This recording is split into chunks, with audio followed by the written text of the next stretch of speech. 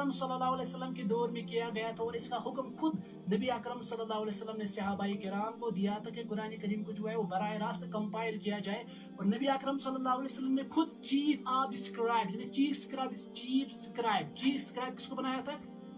CHIF chief SCRIB।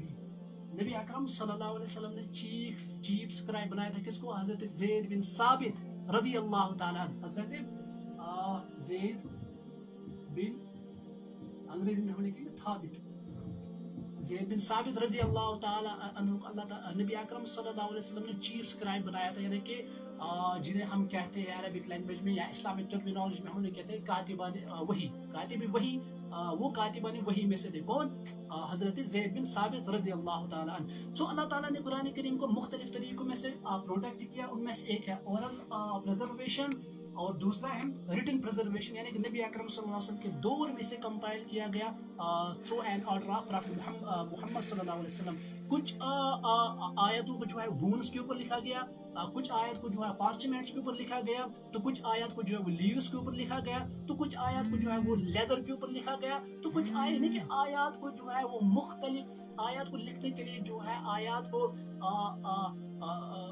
आयत को लिखने के लिए कंपाइल करने के लिए मुख्तलिफ मटेरियल्स, मुख्तलिफ मवाद का जो है वो इस्तेमाल किया गया। तो उनमें से बून्स है, लीव्स है, लेदर्स है, इसी तरह पार्चमेंट्स है, और भी बहुत सारे मटेरियल्स को जो है वो कुरान करीम को महफूज करने के लिए इस्तेमाल किया गया। ठीक है सर, तो ओरल प्रिजर्वेशन के जरिए से भी कुरान करीम महफूज हुआ, रिटन प्रिजर्वेशन कंपाइलेशन के जरिए से भी कुरान करीम महफूज हुआ, और तीसरा तरीका क्या है? Global uniformity. ठीक है, उसे हम कहते हैं ग्लोबल।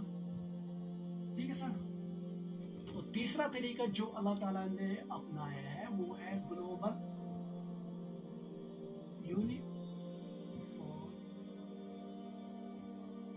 यूनिफॉर्मिटी का मतलब ये जरूरी है। ग्लोबल यूनिफॉर्मिटी का मतलब ये होता है कि आप अगर अरब वर्ल्ड के अंदर जाएंगे, आपको अरब वर्ल्ड के अंदर भी वही कुरान करीम की आयत मिलेंगे जो आयत करीमा आपको कहाँ चाइना के अंदर मिलेंगे, कश्मीर के अंदर भी वही आयत आपको मिलेंगे जो आयत कुरान करीम, जो आयत अरब वालों के कुरान करीम के अंदर, जो आयत उनके कुरान करीम के अंदर है वही आयत हमारे कुरान के अंदर भी है। ठीक है, मिसाल के तौर पर मेरे नज़दीक एक कुरान करीम है टुवर्ड्स अंडरस्टैंडिंग द कुरान, इसका लिखने वाला है सैयद अबुल आलम मौदूदी।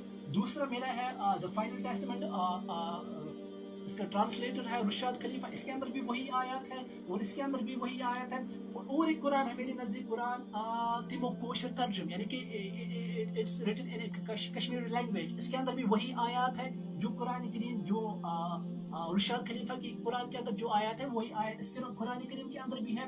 और दूसरा है हिंदी में मौलाना फतेह मोहम्मद जालंधरी रहमतुल्लाह अलैह, यानी कि सारे जितने भी कुरान करीम में ट्रांसलेशंस अलग अलग है लेकिन आयत वही सेम है। ठीक है, टेक्स्ट अरबिक में है, फिर ट्रांसलेशंस अलग है। ठीक है, किसी का उर्दू में है, किसी का इंग्लिश में है, किसी का ग्रीक में है, किसी का हिब्रू में है, किसी का चाइनीज में है, ट्रांसलेशंस अलग है लेकिन ओरिजिनल टेक्स्ट सेम है। तो इसे कहते हैं ग्लोबल यूनिफॉर्मिटी, यानी कि अल्लाह ताला ने इसे ग्लोबल यूनिफॉर्मिटी के जरिए से भी जो है वो महफूज किया।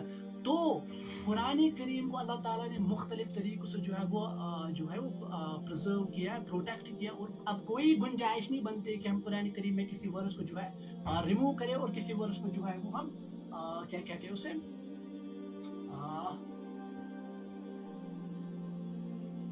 फिर हजरत उस्मान गनी